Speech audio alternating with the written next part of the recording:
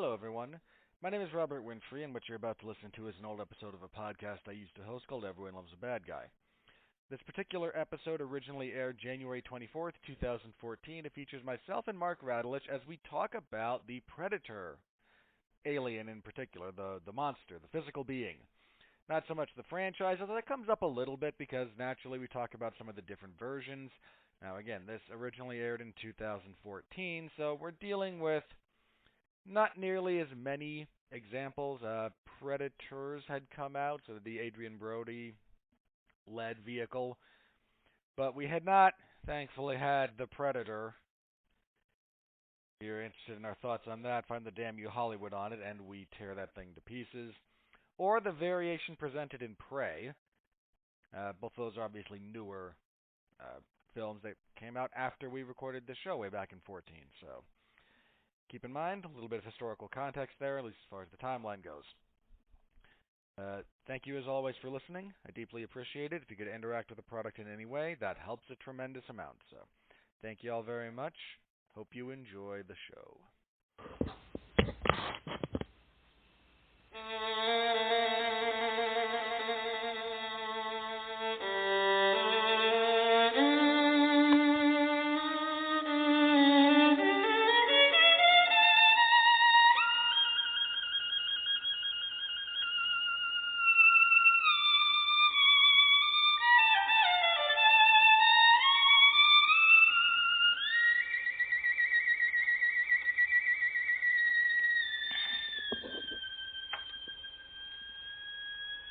When the devil is too busy and death a bit too much, they call on me by name, you see, for my special touch. To the gentlemen, I'm misfortune. To the ladies, I'm surprise. But call me by any name, anyway, it's all the same. I'm the fly in your suit, I'm the pebble in your shoe, I'm the bee beneath your bed, I'm a bump on every head, I'm the heel on which you slip, I'm a pin in every head, I'm the thorn in your side, makes you wriggle and writhe, and it's so easy when you're evil. This is the life you see, the devil tips his hat to me, I do it all because I'm evil, and I do it all for free. Your tears are all the pay I'll ever need.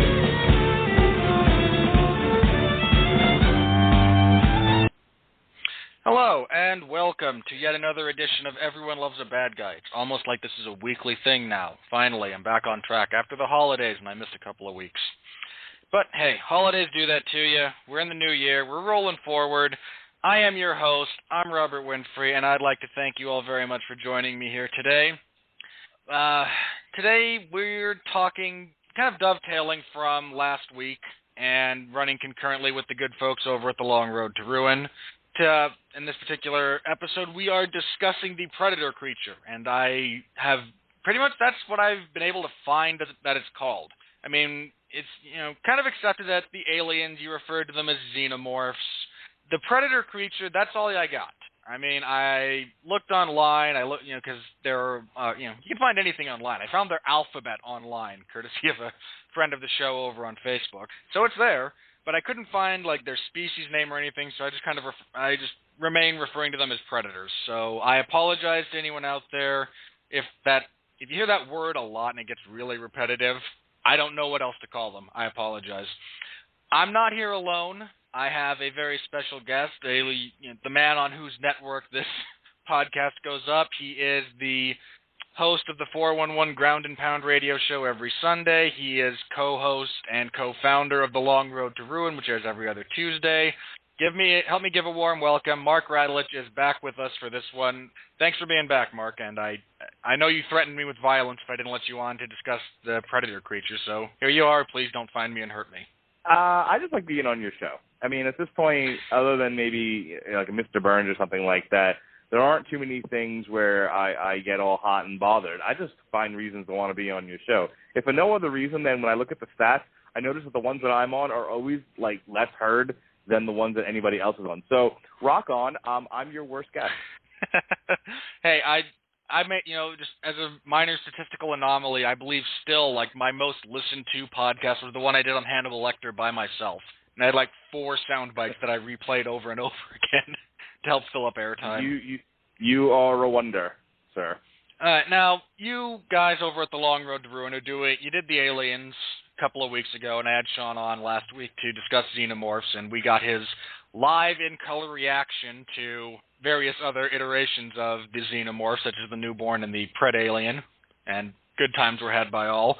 You wanted to be here for the Predator creature, and I don't want to rehash too much, what you guys talk about on the Long Road to Ruin, just because I don't want you guys to say the same things over and over again, just because it gets boring and repetitive, who'd have thought. But just kind of, what about the creature intrigued you, how you kind of came to the first film or your first exposure to them, just some of your basic background as far as, I found a couple of odd things that we might call them, and I'm not going to use either one because I will probably mispronounce it because they're like oddly phonetic, and I don't want to sound like too much of a jackass. So just how you kind of came to the creature, as it will be referred to in the immediate future. Okay, well, we had our guest on the Long Road to Ruin. It was a friend of Sean's, Jason Offit, and he was saying how he's a child of the '80s, and if you're a child of the '80s, you were obviously a big fan of the Schwarzenegger films. If you were a boy, and that fits me perfectly to a T. I was a huge a little bit about me. My dad was very libertarian in the sense that he did not put a lot of restrictions on me in terms of my viewing.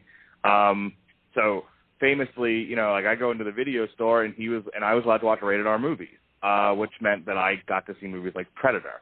I also got to see lots and lots of boobs. So that was how I grew up, folks. 80s hard body movies and action flicks. Movies for guys who like them, as they say. I miss that show. I know we've evolved past it, but I still kind of miss that show. I first saw Roadhouse in a hotel room with my dad on a road trip on that show, and it forever endeared me to that particular bit of programming. Well, there you go. Just growing up in the 80s, I loved the Schwarzenegger movies. I mean, I wasn't really a movie snob or anything, so I'm a boy, and Schwarzenegger did action movies. That's what he did. He ran around, he blew stuff up. I remember my father, I was watching Commando, and he was like, "This is the worst thing I've ever seen. This is terrible." And I'm like, "It's awesome. It's a huge guy with muscles running around with a big gun."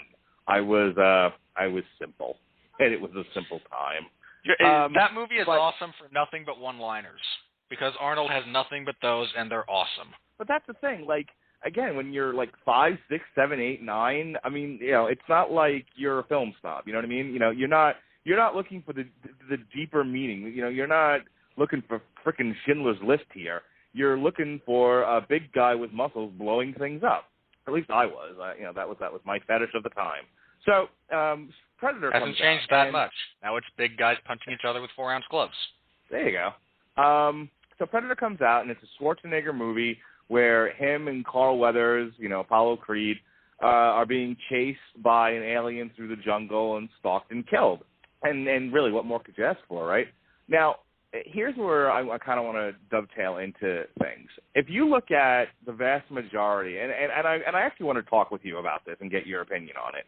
All right. If you look at the vast majority of alien movies, right? Not Alien, the James Cameron, the first podcast we did of the year. I mean, general. Yeah, extraterrestrials in general. Planet. Right. Have you noticed that we have in the American psyche this deep, abiding fear of insects trying to kill us? It is a weird psychological thing, because when you think about someone goes and decides, okay, we want to have a movie where aliens attack. They follow a general pattern, and it's generally speaking an insecticide type of thing. And like War of the Worlds, Independence Day, Alien, these are all iterations on the same theme.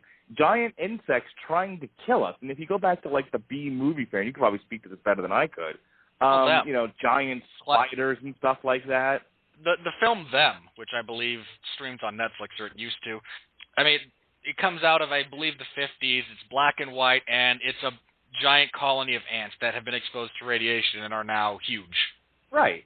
So, but why not ostriches? Why not bears? Why not giant? Why is a movie like Pacific Rim sort of the out of the ordinary type of thing where you actually see monsters that look like monsters? Godzilla types. Why is that not the? Why is that sort of the abnormal one, and the norm are the Independence Day aliens or the xenomorph aliens, right? So what I'm getting at is Predator was very distinct from the kinds of aliens attacking and killing humans that I'd ever seen, and I love the idea of an alien who was basically neutral. If you follow my D&D reference.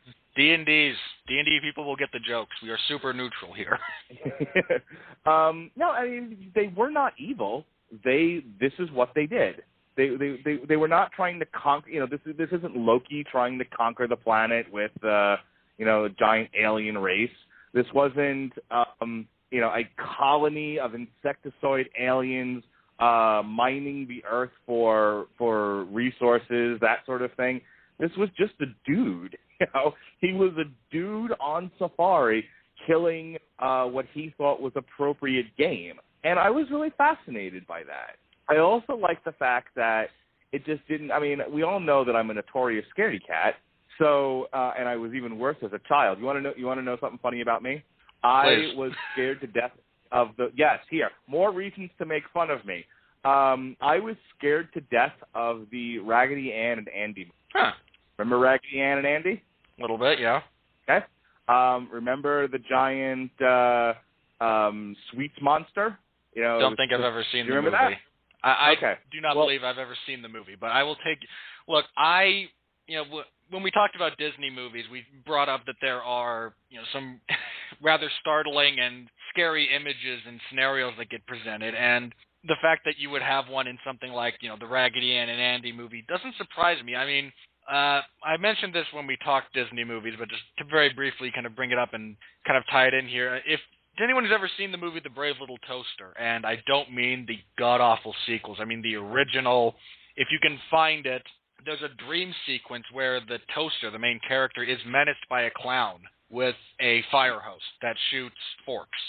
And, all things considered, it'll get under your skin, especially if you're afraid of clowns. I'm not, but, your mileage varies. So, scared to death of the Raggedy Ann and Andy movie. Just there were gross things in it, in my opinion, and very eerie things, and sinister, almost like Joker-esque kind of laughing from one of the characters. To this day, if I have a nightmare, some of that stuff will be in it. The Rankin versions of The Lord of the Rings, and to a lesser extent, The Hobbit. Oh, forget it. Nightlight, needed a nightlight. Always thought there were going to be hobbits in my room turning into orcs, singing "It's So Easy Not to Try." So well, it is. Was, oh, yeah, sure. But the point that I was getting at was it was nice to finally see an alien that didn't scare the piss out of me, that was humanoid in presentation. Because, the pussy face, right? Isn't that what Schwarzenegger calls it? Hey, pussy face! I believe that was Danny Glover. Okay. Either way, maybe it's It's Schwarzenegger accurate. because you are one ugly. Yeah, you are Schwarzenegger one got ugly one motherfucker. Which was then repeated in every movie featuring the Predator, except the first Alien versus Predator because it's PG-13. I'm sure you're going to have fun with that one. Yes, we are. But so to kind of get to the end of this point so we can move on, it was the first Alien that didn't have a bigger motivation other than I'm on safari and I'm killing big game. And I love that idea. And as an aside, I also love Ice-T in Surviving the Game. I apparently have a fetish for wanting to see movies where humans are hunted. And this was the first one I'd seen, so it holds a special place in my heart. But the Predator in and of itself was so starkly different from any other alien type of thing that I had seen then. And even to this day now, you don't see much out there that's like that. I think he's truly an original and something that I really treasure in movies. Just to kind of go to your original point about why we get insectoid-looking aliens, I think there's a couple of reasons for that. One is because they are so very different from humanoid life, not just in terms of aesthetics, body chemistry, physiology, their social structures are completely different. I mean, everything about them is different. And then there's the fact that the insect, if I forget how far down the old classification tree you get before you get to insectoid, with kingdom, phylum, I forget the order of them all. But down the animal kingdom tree, the most successful life forms, bar none, are fall into the insectoid category. The insect kingdom is, by and large, the most successful life form in that, when you get into we're not discussing viruses and microscopic life forms, insects are it. They're the most successful. And they're also, when you look at how they are put together, human beings are, frighteningly fragile beings from a physiological point. And, I mean, the fact that if you believe, depending on how far you want to go into evolution, the closest thing we're related to from a DNA standpoint is chimpanzees. An adult chimpanzee will crush a grown man's throat easily. I mean, just to kind of show how, as far as evolution goes, how weak we are just in terms of bare bones and, what you have if you're dropped into the middle of a jungle. We have our ingenuity, and that's about it. And insects have, exoskeletons and open circulatory systems and a hierarchy and all these things that are just so starkly different and so threatening to what we as humanity kind of view as our strengths as a whole, that it's a great way to kind of tap into the unconscious sphere. And the fact that if you buy into the collective unconscious, humanity in general has a fear of, crawling things that's been just like bred into us over centuries of evolution and whatnot. That just kind of goes with it as well, because they all kind of do the same thing. They crawl around. They have elongated limbs. They're very angular. And all of that taps into something in the, I hate to say collective unconscious because that's a very polarizing term, but it taps into some very deep instinct within humanity that we react to. And that's kind of why they go that way 9 times out of 10. And so let's talk about another. So let's talk about another like kid thing, right? Ninjas. Because the Predator was supposed to be a ninja, folks. No, I'm dead serious about that. Like, that's not I remember a joke. if you were you were a kid in the '80s, you loved ninjas. It was ninjas, G.I. Joe, wrestling, He-Man. Ninjas were the shit. It was it was just this exotic thing, and everyone wanted to be a ninja. And if you look at the Predator, like everything else that we've already said about the Predator, and I know, I'm sorry, I cut you off there. Okay. But you look at it, was different. It looked humanoid. It was hunting. It was it was doing its thing. It's cool in the gang. And then on top of that, it was a ninja. And every kid wanted to be a ninja. It had the cool, it had the cool like heat vision thing that it could see you in. That was cool. And so, we on the Long Road to Ruin, we spent a lot of time just talking about the construction of the movie and and that sort of thing. Here I'm just more focusing on just reacting to it as an audience member for the first time as a kid, and it just was cool as shit. I who didn't want to the heat vision mask that he was wearing and the shoulder mounted gun. Sometimes we can get so caught up in being movie people and this and that we forget that your visceral reaction to a lot of things is it just looks cool. And well, to kind of go with that, the Predator also had his toolkit. He had to this day, one of the awesome things about the Predator species is just that they have all these different tools that they can kind of tap into and use. That like you said, they have the shoulder cannons, which are awesome. They have the blades that come out of their forearms, not like Wolverine. These are actually mounted, not part of their biology. Or the second one has a telescoping spear in the second Predator movie. They have projectiles, the spinning discs. I mean, there's just all of this awesome gear that goes along with being one of those things. Yep. If like I said, who would you rather be? A Borg, where you have to have a shared conscience? Would you rather be a xenomorph, where you have no personality, you're just an animal ripping and tearing at things to shreds? Or would you rather be this cool motherfucker running around, shooting people with a cannon and laughing at you, after you've beaten him in a fair fight, laughing at you as he's about to nuke everything around him? I'll take the Predator for the win. The Predators just commit seppuku, and instead of doing it with a knife, they do it with a giant explosive. And if you happen to go down with them, that's just more for them.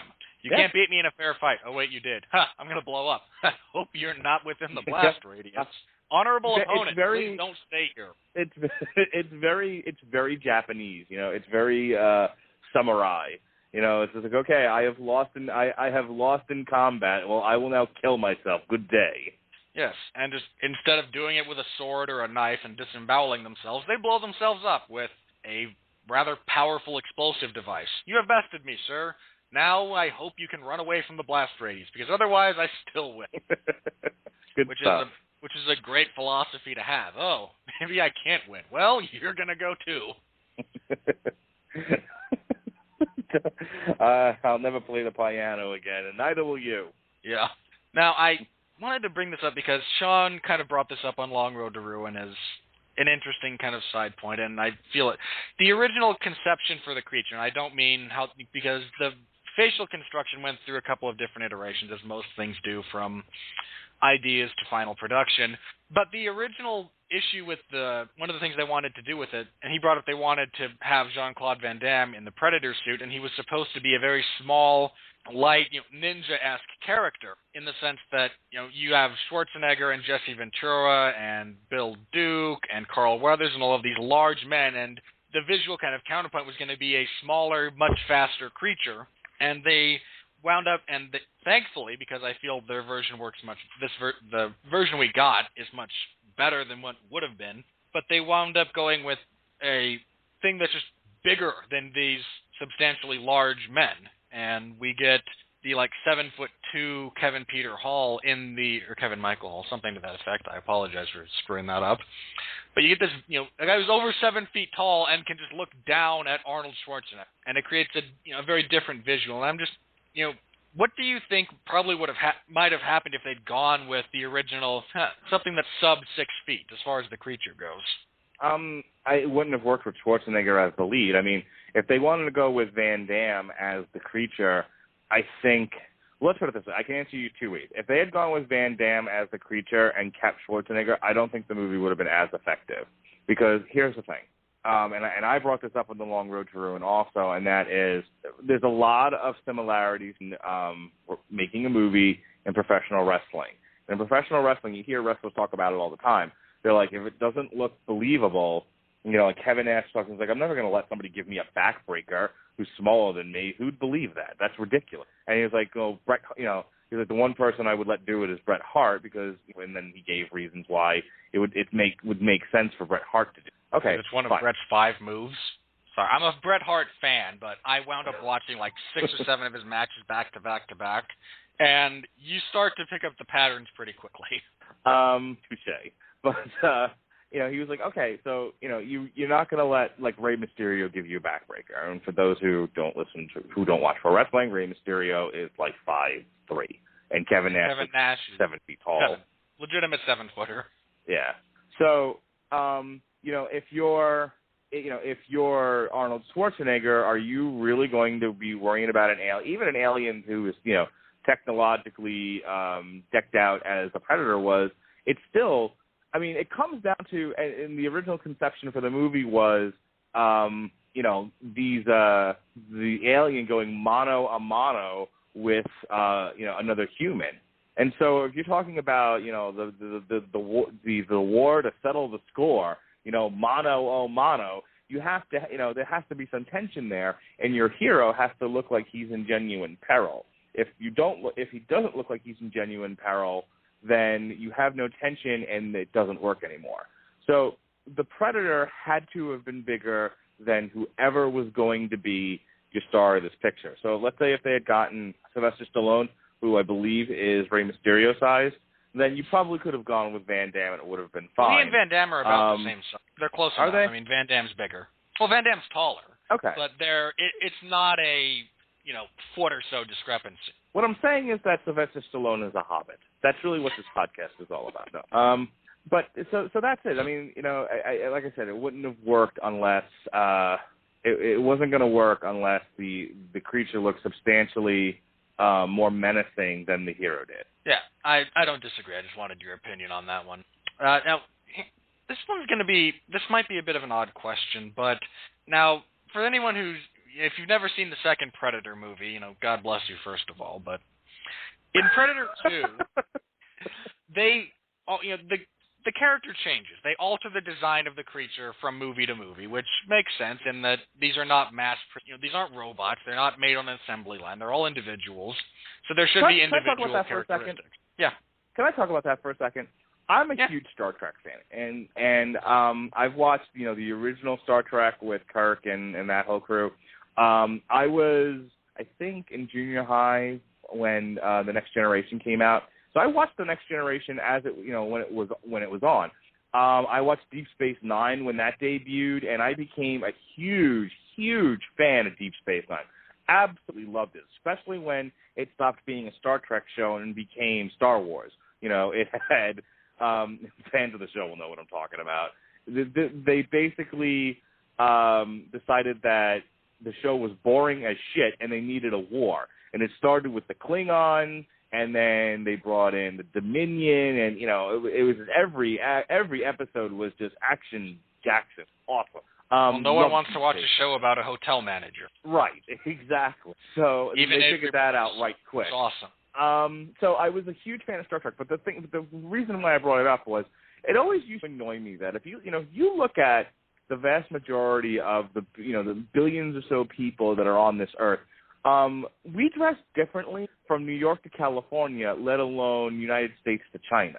We have different cultures. We're all human beings, but we have different cultures. We dress differently.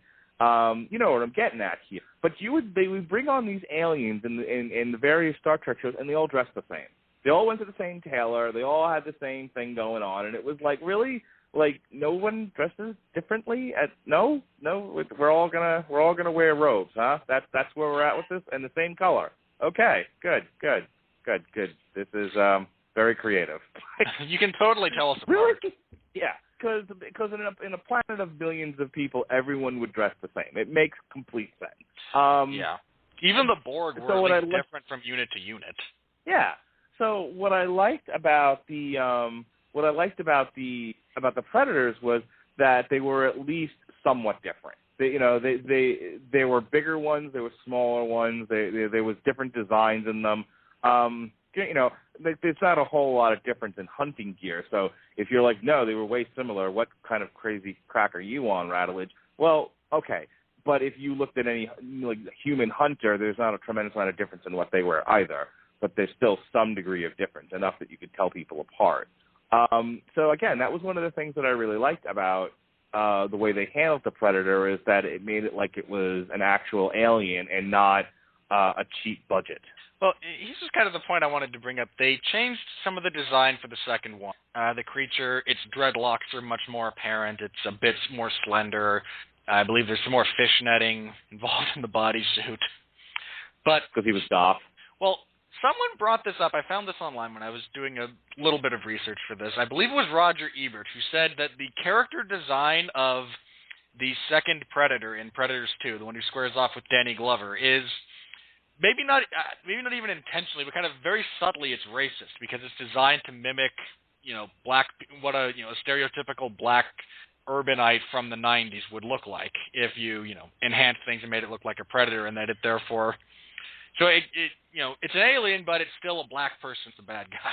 And I'm just curious, you very recently watched those movies. Did you pick up on that at all, or is this just being far too overtly analytical? Here's what I will tell you without going on a rant. Okay. I'm going to try to not go crazy here, because what you just said annoys me. You're not annoying. You didn't annoy me, but someone should punch Robert Ebert in. Roger Ebert, he's dead. They should punch him in his dead face. Okay. That'll be our road trip. We'll desecrate his grave just to punch him in the face. Yeah, and I'm not really into grave desecration, but really racist. To be racist is to think an entire group of people is less than you, is undeserving, unworthy. The story was set in an urban, quote-unquote, jungle where two warring gangs are shooting at each other, and they wanted the Predator to reflect that. They wanted the Predator to reflect a sort of urban jungle warfare type of thing, and I thought it worked, and to think that that's somehow a commentary on black people makes him the racist, not the movie. I don't disagree with you. that's one of those things that I kind of ran across, and I felt like it should, it's at least a moderate talking point for a couple of minutes. No, that's fine, and I don't want to. I didn't want to necessarily step on you and be like, "Shut up! Why are you bringing that up?" But I'm just really sick and tired of any time someone deals even moderately with race. It's racism. Racism is something specific. If you call everything racism, the word itself has no meaning. And then when you come with actual racism, you're going to have a problem. Yeah, and that's that's my word, my PSA of the day, folks. I don't disagree with you. It's an annoying topic, and we as a society have become a little bit too politically correct for our own good, in the sense that you can't. Apparently, acknowledging differences makes you somehow believe that anything different isn't, which is symptomatic of a greater cultural problem.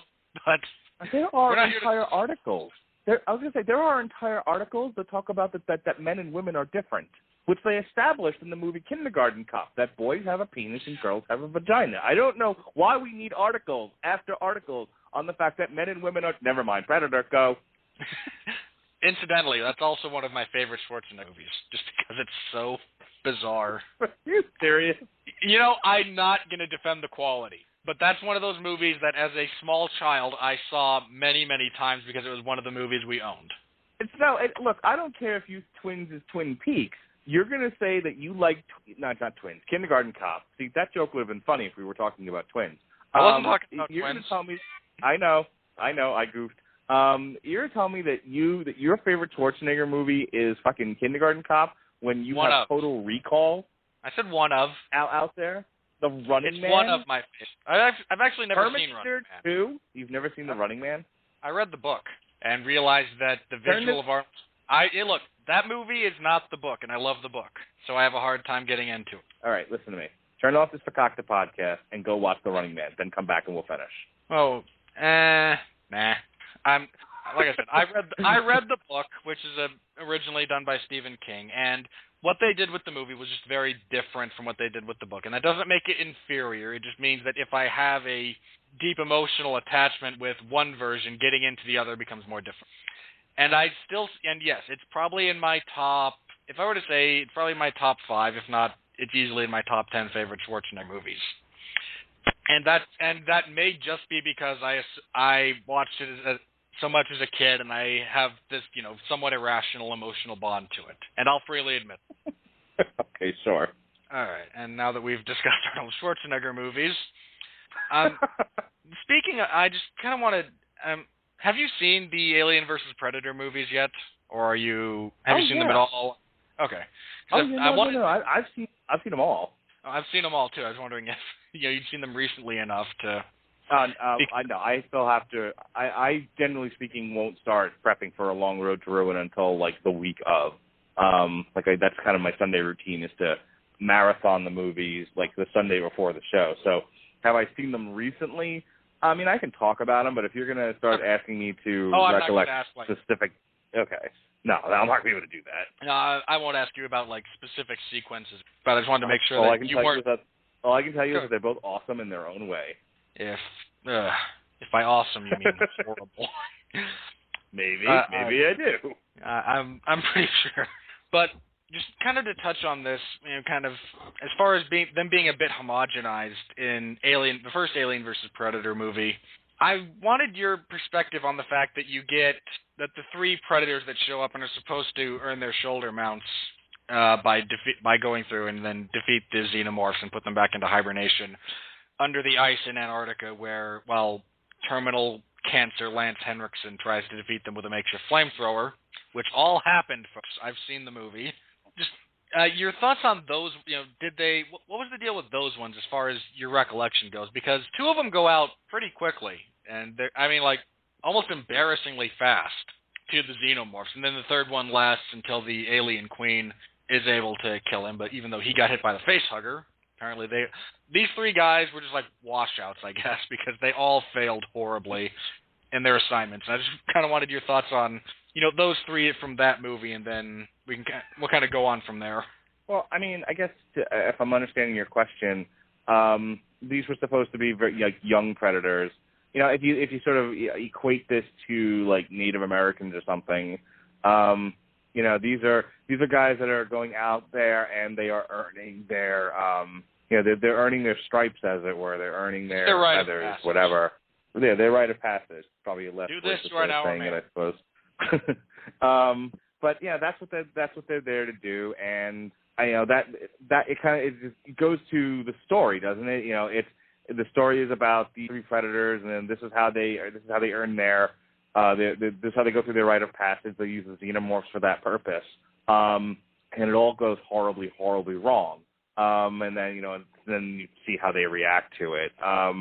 It's hard because on the one hand they're awesome characters, they're awesome devices, but because they are what they are, it's not like you can get to know them as it's not like there was a scene with the Predator. It's just like, I really didn't want to disappoint my father. It's like I've already come out of the closet as gay, and then on top of that, now I can't hunt, and it's just my whole life. It's like that might have made it a little bit stronger, but that's not what these things are. So I think that's why people struggled with the first Alien versus Predator. At least part of it was, on the one hand, you're watching these predators in their story. On the other hand, you can hardly get to know them because they're also presented somewhat as animal. Well, because we have to have humans in the middle of this. Look, humans who were basically a bunch of cannon fodder. Yeah. Look, I brought this up last week when I was kind of talking with Sean. My brother, one of them, my brother Charles, brought up he said, if they're going to do an Alien versus Predator movie, it needs to be without dialogue and without humans, and we just need 90 minutes of action sequences that feature the aliens and the predators fighting it and duking it out. And it would just be worlds better than crappy dialogue, mediocre actors, and yet another government or corporation that feels the need to swipe some part of their technology or biology to try and profit off of them, which inevitably goes horribly, horribly. Yeah, the problem with that is that's not a movie, that's a video. I don't disagree. I just still think it would have been better than those two movies. Okay. Just kind of on the same, somewhat on the same track. In Requiem, we get a very different Predator because, like you said, the first three are there to, it's their rite of passage. They're earning their stripes. They send out a distress call. For those of you who haven't seen Alien vs. Predator Requiem, they sent the last predator to die has been implanted with a queen embryo, which bursts out of his chest at the very end of the first movie.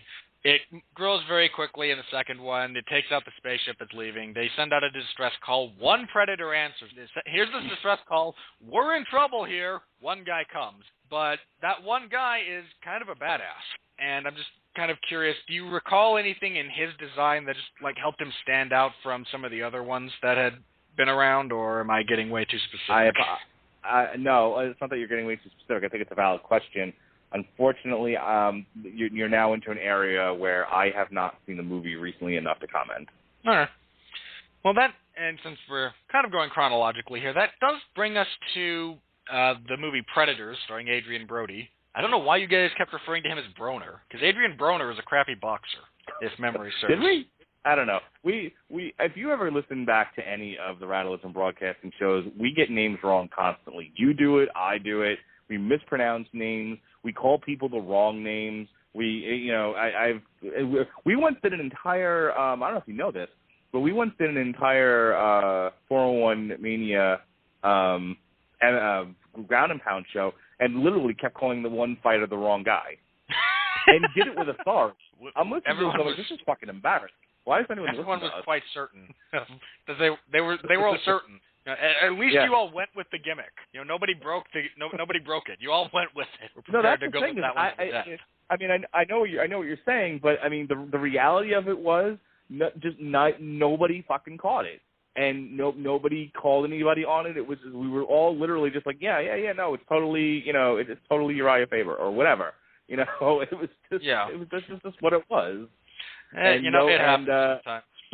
But I wanted to bring up Predators just because we get to, the humans in this case are dropped on the game preserve which exists solely for the purpose of the predators hunting them and killing them. But they're also kind of dropped in the middle of a civil war between two clans of predators. And you have the traditional predators that we all kind of have come to know and love, and then you had the, what did they call them? I mean, from what I can remember, they're the black predators, and that's just pigmentation comment, not a racist comment, if anyone's wondering.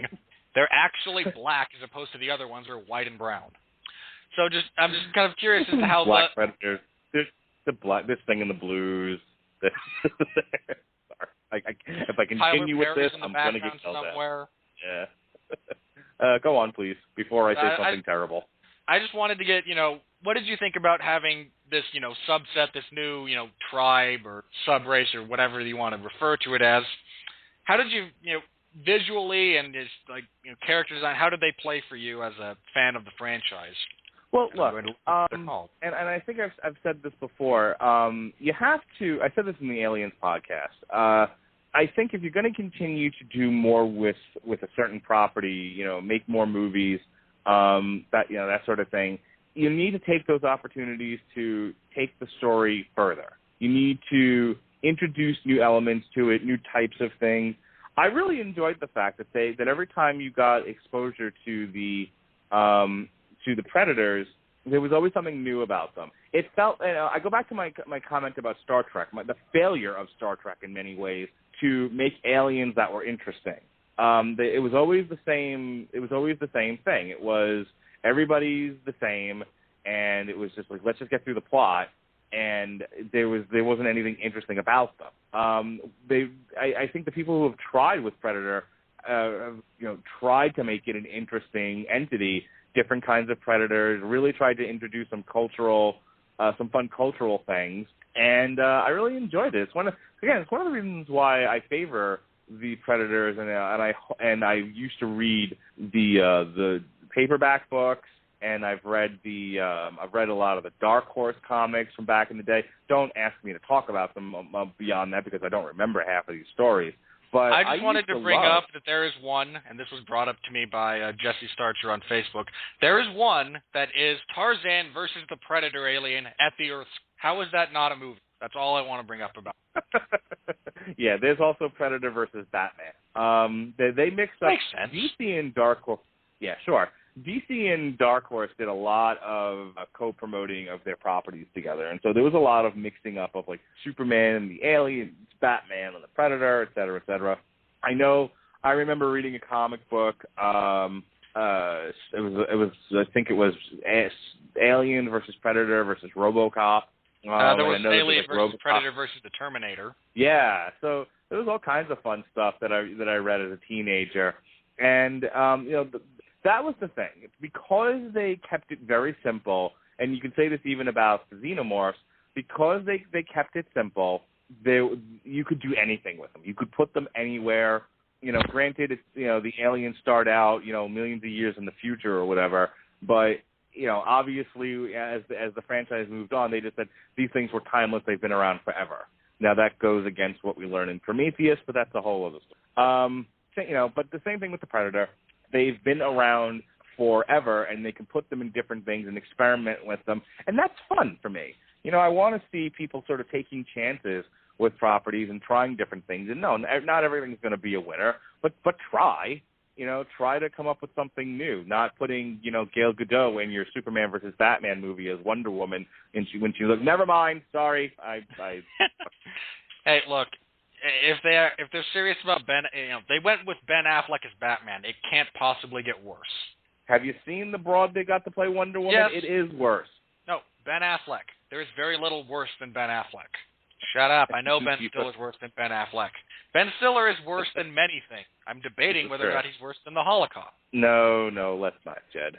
Sorry, that's a running gag at my house in the sense that whenever someone's depressed about something, we can the default response is, well, it's not as bad as the Holocaust. So whenever I get No, I get that, but why not the Rwandan Holocaust? Why not the Rwandan genocide? Why can't people bring up that one? Does it not have a good name? Do we need to get? I understand that the Jew, Gypsy, Russian genocide has a fun name to it, good gimmick. The Holocaust sounds like a band, right? So, like, do we need to give the Rwandan one a good, fun name for people to bring it up nearly as much, or is it just not like a cool thing because they're African and the other group is, European, and it's cool to make fun of white people? Is that? So get out the I show. don't know. Never mind. But, there's the one. There's been several in Africa. There were the ones in Cambodia. I mean, I don't know why, for some reason, we don't remember those ones, or they don't get brought up as often. And I don't want to say we don't. Anyway, no, we don't so remember. We've now gone from your first point was right. We've now gone from my hatred of Ben Stiller to, why don't we remember these other genocides? This is a cheery podcast. Why don't we make fun of other genocides? Why do only the good picked on? Go on. This is your podcast. Why he hardly ever has me on, folks. No, it's that's not a bad point to make, but I just, to kind of go with that one, since we, God, how do we get off track? I'm going to have to I have completely thrown you off track. Radulich for the win. Yes, my train of thought has been substantially derailed here. We're not just switching tracks. We are off the rails waiting for the local government to show up and clear the wreckage because Denzel Washington and Chris Pine weren't on another train to stop it. Alrighty. Hey, I can reference funny movies. I can reference obscure movies too. Yeah. No, just like to kind of your point about being able to do things with them because they're simple and they're you do all the crossovers that we had. You guys kind of brought up what you'd want, some rather comical things that you wanted to see for the next Predator movie, assuming there is one. Wherein like they drop Antonio Banderas as the mariachi onto the Predator homeworld. Yeah. And we have to get Danny. What's in that guitar case? My guitar. My guitar. What do you think's in the guitar case? I don't know. Well, I don't know. Anything could be in there. Yeah, there's a rocket launcher in my guitar case, moron. All right. Fine, we'll turn around and leave. Hey, there was. He's a trickster. I'm just kind of, if you could fantasy book a little bit for, if there's going to be another Predators movie, and one would assume that there is because they still make money, would you want to do something standalone? Okay, you get to be the movie studio executive. You get to put together the film. What do you do with the Predator franchise next? In your own, if someone gave you the money, said you're in charge, what would you do? I actually would not make a standalone Predators movie. I think Predators versus Aliens are much more interesting. And what I would want to do is some amalgamation where the xenomorphs are let loose on the Predator homeworld. I would like to see the Predator homeworld. I would like to be introduced to this culture in some way, get to know them as a species, not just as the villains in a slasher movie. And then, once we've kind of gotten to know them, we've seen their home world, we've gotten comfortable, we're buying into the Predators as not necessarily good guys, but as sympathetic, then unleash hell. Find so some way, whether it's have you seen the Predalien? What now? The Predalien, which is what they refer to the xenomorph that comes out of a predator. Oh, well, yeah. I mean, I've seen the movie, so yes, I've seen the Predalien. I don't know why they refer to it as that, other than hey, mashup. But yeah, that's what I would like to see. I think that would be fun. I think it would be interesting to because we've now seen the Predator. Every time we see the Predator, they're on Earth. We've seen him in the jungle. We've seen him in the city. We've seen him in the suburbs. We saw him at the YMCA in the pool. We've seen him on a Disney cruise boat. We've seen him in a box. We've seen him with a fox. We've seen him with a mouse. We've seen him in a house. They do not like green eggs and ham. I know that firsthand. So let's try it to the Predator world. The other way you could do it, and I think not necessarily with the Predators, but I remember there was a Dark Horse comic where humans actually found the xenomorph, and they went to it, and they set up shop right in the middle of it. And there's a great little scene in the comic book in one of the panels where they're in a dome, so in a force field, and this mass of predators jump on it, and they are tearing at each other in order to get to this thing, get to the humans inside who are there to study the xenomorph, and it's cool as shit. And and for me to be almost 40 years old and at least remember that much, it really did stick with me. I think it's awesome. So I would like to see something like that, where either, the Predators go to Xenomorph world or the Xenomorphs are sort of unleashed on the Predator world for one reason or another. and and then see where that takes us. Numi Rapace. The coordinates that they got from the engineer did not take them back to the engineer's homeworld. It took them to the Predator's homeworld, and that's how we get there. Sure. Just because that way we can still have Michael Fassbender's head then, and I'm okay with it. But that's it. I mean, I can go a little bit further if you want, but I mean, that's what I would want to do. I would want to take it off of Earth. We've done, I said that on the podcast.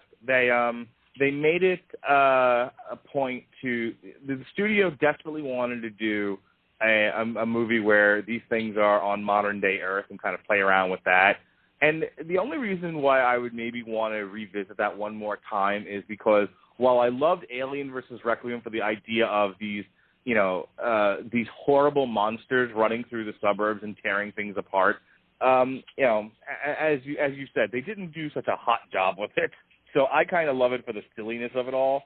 But would like, it's great for silly. If nothing else, I would at least like them to do a second shot at taking or really a third shot of the xenomorphs running through modern day Earth, in a populated area, just to see if they can get it right. Get one more chance to get this right, and then if not, stop going to Earth. We've done it to death now. I've said many times that your ideas for movies are better than what a lot of people put out, or what gets the final product that we see in a lot. So I'd be done with that. And if any Hollywood intern is listening to this, there's your idea. Because we know we get listened to. To the NSA agent currently listening to this podcast, there's my idea for what to do with the Predators and the aliens. You're welcome. Hey, we get listened to all the time. You got your, we can make fights for the UFC. We got, Sean Comer and I got Clive Barker on the Hellraiser remake. I mean, come on, we have power here. We do. We don't get any money, but we have power. I'll take power over. You're a crazy person. You can use power to get money. Money does not buy powers. I want to take the money and run. Come on now, take the money and run. No, we only got like 3 minutes left, so I figure we'll get into plugs. I'm experimenting with ending on time, just seeing how that goes. Ending on time? What's that? Yeah, I yell at you guys all the time, like, listen, we're doing a hard 1 hour, and that's it. Then we're out of this fucking thing an hour and a half later. We're going with a hard 90 minutes for this Sunday. Yeah, you guys got to get off it so that I can then I can schedule the Royal Rumble recap. And you get to watch not Daniel Bryan be in the Royal Rumble. All right. Yeah, I don't know. I haven't been paying that close attention to a lot of like the inside scoop stuff. I kind of don't want to know. I'm making that comment in a somewhat snarky manner, and also because I haven't watched a lot of wrestling lately, but Daniel Bryan is the only thing that remotely interests me. Randy Orton can die in a fire, and I will not care. The best thing about Randy Orton is, and that's it. I still love voices. I might give you that. Voices used to be my theme music on the right hook. I still, now it's the Shield. But I still really enjoy that theme. But that's about the only thing about Randy Orton that I give a crap about. I still enjoy, if for nothing else, just because my wife and I used to play around with that and sing it all the time. Yeah, I hear voices in my head. They talk to me, and I would tease her about it. If you're gonna have voices in your head, they at least should understand you. Because if they don't, then you got real problems. That would suck if you had voices in your head and they like spoke Spanish and you were speaking Portuguese and they were and it's just like you were just constantly going. You were constantly yelling to yourself. Do you understand the words that are coming out of my mouth? And there's a comedy in there somewhere that will probably get made and have a horrible cast. Yes, again, of all the things I've said tonight, I was going to say, of all the things I've said tonight, that's the thing that someone's going to key into. They were like, hey, what if we made a movie about a guy whose voice is in his head spoke another language? Look at Chris Tucker. Where's he? Oh, wait, no Chris Tucker's not. Kevin Hart, people think it's funny. And he'll have dissociative identity disorder, and he'll see or schizophrenia, and he'll see other people, and they'll all speak different language. And Tyler Perry will think it's a great idea. Oprah will get behind it, and money will flow in from about 3 cities. Yeah, hey, get in with the right terminology. It would just be schizophrenia. There's a difference. I know. If he's seeing other people, it's schizophrenia. Dissociative identity is a very different thing. I'm aware. No such sort of. That's a philosophical argument that I'm not going to get into with you. kind of think it is. It's one of those things that some people think it's real, some people don't, and I don't know enough to present a compelling argument one way or the other. Listen to Dr. Mark. It's not real. You're not a doctor. You're a social. They call me a doctor at work. Oh, yay. The convicts think refer to you as doctor. And that's overflowing credibility. And the deputies. I walk in, hey, do you want to talk to the doctor? And I just sit at my desk going, I'm not a doctor. I don't get paid $120 an hour to write prescriptions of Remeron. Yeah, gotta love the old, general practitioners. Now there's a scam. But we're not going to talk about that. Welcome to Mark and Rob to discuss healthcare. Yeah, look, that's kind of a somewhat close to home issue as far as me and my family goes. Like, if they can't solve you with a prescription, they refer you to someone else and then charge you $300 for the referral. Oh, buddy, you know what? Let's do plugs because you're going to get me going. Yeah, I know. So, what do you got coming up, Mark? Well, we just recorded an episode of The Right Hook. After we ended up. What happens is with The Right Hook is we do plan to do a show, and then I've got a daughter, he's got a niece. So we both, he's got a full-time job, I've got a full-time job with responsibilities, and so what ends up happening is sometimes we miss a show because of the aforementioned responsibilities. So we missed last week because he was, I think, in the Rated R Republican, John Brodigan, he was in Albany for his job. He's a political consultant for the Republican Party in New York, so he drinks a lot. If he only drinks a lot, you're doing pretty good. Yeah. So he was not. So he had to record on a certain day, and then on that certain day, he ended up having to babysit his niece, whom he adores. So there was no show last week, but we did one this week, and that's the whole point of this whole ridiculous rant. Is we finally got one done, and we talked a lot about how documentaries. The modern documentaries are not documentaries, but rather propaganda films. And we talked about Blackfish, which is a bunch of crap. A modern documentary cannot approach something objectively, which is what a documentary is supposed to be, a simple documentation of facts. And instead, we get emotional manipulation and skewed views. Right. And so I talked about, like, my personal story with Bowling for Columbine and, and how I bought that hook, line, and sinker, and turns out I'm a dope. And the whole thing about Michael Moore and, shooting things from a perspective and mismatching footage with narrative to show you something that isn't really there, and lying to people about what it is you're doing, and and taking things out of context, that sort of stuff. So Blackfish being the latest example where the entire world suddenly hates SeaWorld, and maybe, just maybe, the people who made the fucking video are full of crap. So we talked about that. We talked about the guy who put up a Craigslist ad for so someone would take him to Taco Bell. That was fun. we talked about some other stuff. So there's a new episode of The Right Hook. This is the conversation about the documentaries. I thought was a real selling point there. So give that a listen if you have an opportunity to. This Tuesday, Metal Hammer of Doom, myself and Robert Cooper are going to do Plagues of Babylon by Iced Earth, their new album. Iced Earth is a badass band. I don't care what anyone says. So go ahead and give that a listen if you like your metal. You hear what I said? I said metal. I did. There are only two things in this world that can defeat Freddy Krueger: Ashley J. Williams and the power of metal as performed by Dawkins. No truer words have ever been spoken. So we're going to be doing that, and then the Tuesday after that is the last Long Road to Ruin with Jason Offit, where we'll be talking about the Alien versus Predator, and I might bring up some of the stuff that you brought up tonight. And once it'll be, fresh in my mind. So, you'll be, kind of an accidental contributor to that particular show. I'm down with that. Which is always a breeze. Besides that, as I said before, you guys are going to be doing the UFC 169, the UFC 169 preview, and then when you guys go off the air, as does the Rumble, I will be doing with Casual Heroes a Royal Rumble recap, and that'll be live. That will be a call-in, so people want to kind of, call in, all of our fans out there, such as they are. If you want to call in, hang out, ask questions, deny the Holocaust, the Casual Hero thing. Do what you like, and the number will be there. Lastly, UFC on Fox 10 this Saturday night. The fun starts at 4:30 with heavyweights. Yeah, buddy. Heavyweights in the house. So I'll be bringing that to the people. And that starts at 4:30. And the actual Fox broadcast starts at 8 o'clock. So I'll be doing live coverage for 401mania.com. Outside of that, I think that's it. That's all she wrote.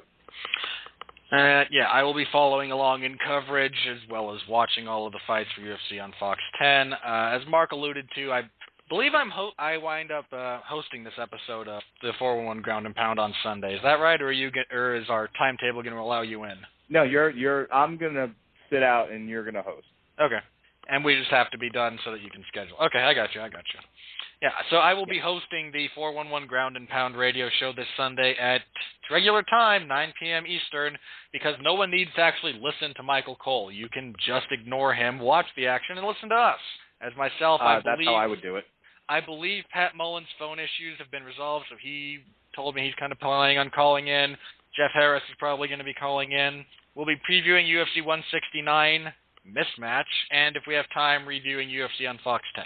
As for me, real quick, on the casualheroes.com, Pat Mullen and Gavin Napier recorded another episode of the Championship Rounds boxing podcast. It was good stuff. They talked about the heavyweight division, talked about the light heavyweight division, I think Pascal versus Boutte. So give that a listen on the casualheroes.com.